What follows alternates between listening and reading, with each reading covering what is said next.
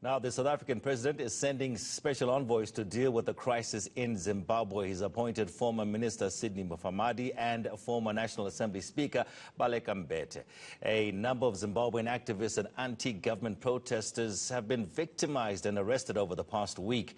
Meanwhile, President Emmerson Mnangagwa is putting the blame on dark foreign forces working with rogue Zimbabweans for the unrest.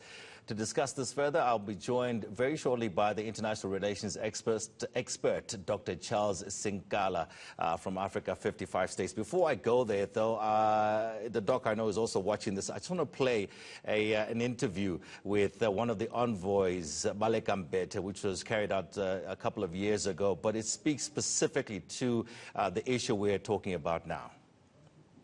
Do you still think militaries have a responsibility to intervene in politics in light of these developments? Did you support a military intervention in Zimbabwe?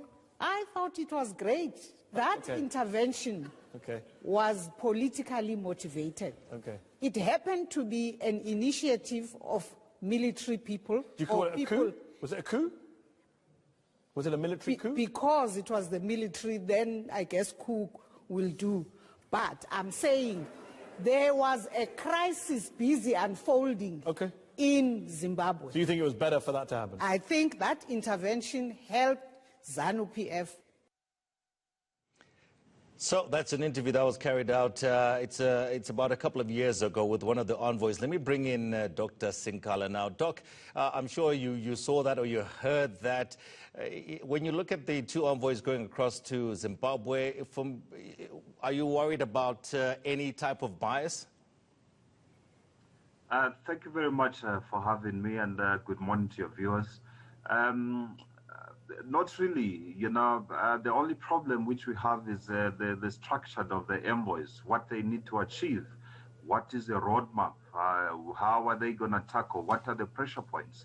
You know, for the lack of the framework on how to handle the conflicts in governments has been always a problem and leading to devastating results in terms of government of unity, because you know, the history of Zimbabwe in terms of GNUs has been disastrous across the world. As we have heard in Lesotho, we have had more than 3 government of national unity.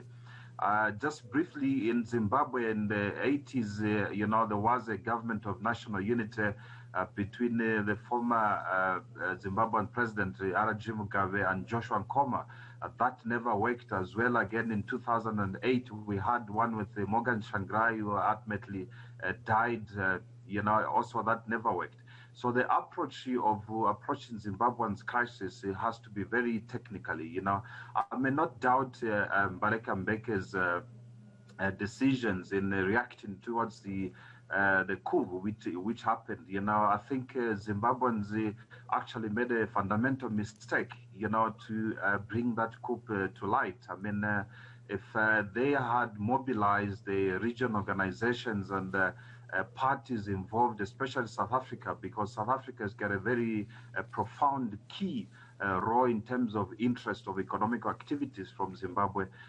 They should have had sat with the R.G. Mugabe, and I'm sure he should have considered to resign rather than the framework which they took. Well, when you talk about the fact that they should have sat with the former president, that did take place many times under the government of our former president Mbete. But I want to carry on the just the matter here of the envoys going through and what sort of outcome we can expect, because you had Patrick Chinamasa, who is the spokesperson for ZANU-PF, the ruling party. He says a revolutionary sister. He's referring to the ANC. It has never been in our tradition to censor a fellow revolutionary movement, and I emphasize revolutionary sister here. Is a revolutionary card going to come into play here?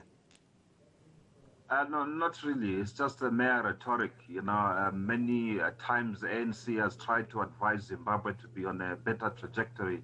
This has run down 20 years ago, and that has never happened.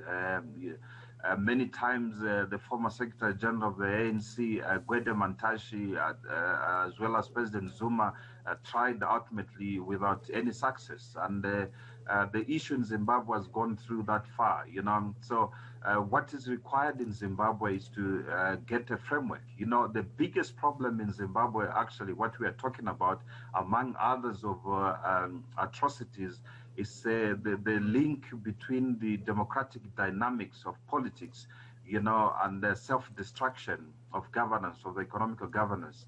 Many of them has blamed the sanctions made by the United States, but if you look at these sanctions, it's a power of veto where United States made a decision in 2001 that any monies or financial institutions help Zimbabwe will seek from outside United States of America can put a veto there that they cannot be given because of the corruption and the dynamics of the politics which are in the within the party.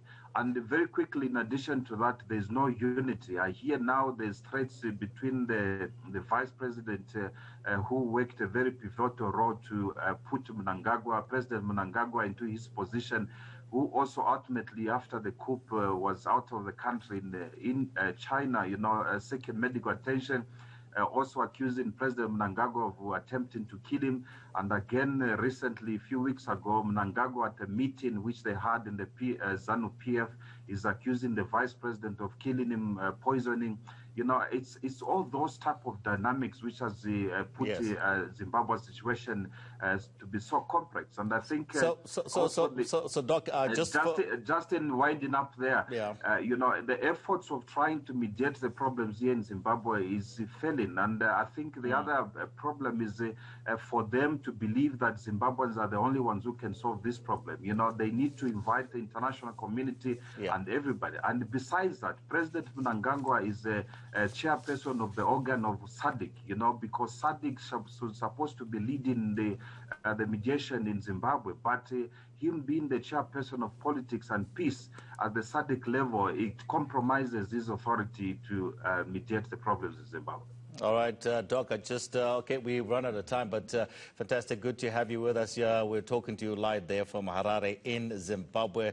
Dr. Charles Sinkala, he's our Africa expert, talking about the Zimbabwean crisis and the reaction from SADC and specifically the reaction from South Africa.